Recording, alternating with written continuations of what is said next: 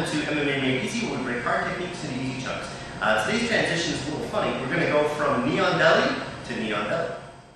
Okay, so I have knee on belly on my partner, and what's happening is I feel as though I'm going to lose the position in this direction.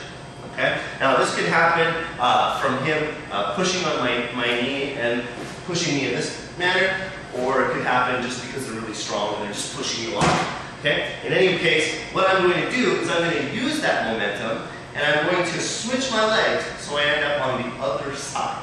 Okay? So I'm throwing my shots, but then I feel off balance and I get pushed. My legs switch and lift.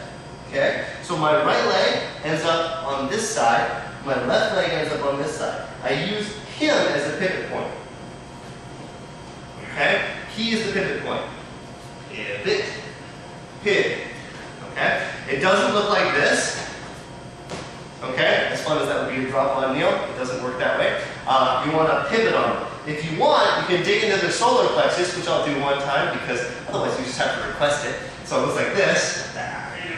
Okay? Which is really fun. All it is just an angle shift. Okay? And you want to make sure that your weight is relatively down to him. So what I mean by that is don't go off on an angle like this, because then you're going to lose the position and fall off. You want to make sure that you keep your angle straight down so that whatever he pushes, you're fine. Okay?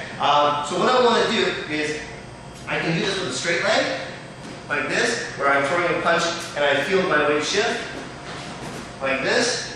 Or I can do it with a bent leg, which is my preference because it feels like no matter how much weight he's putting into it, it still doesn't work. So I keep kind of a straight, a bent leg, and then I just kind of feel this type of thing, and I still feel very strong. Okay? Now, there's a video on this where I say make them work for the transition. This is an excellent example of that. Okay? What you're seeing right now is a very flowing way of doing it, where he gives me a little push, and I kind of flow.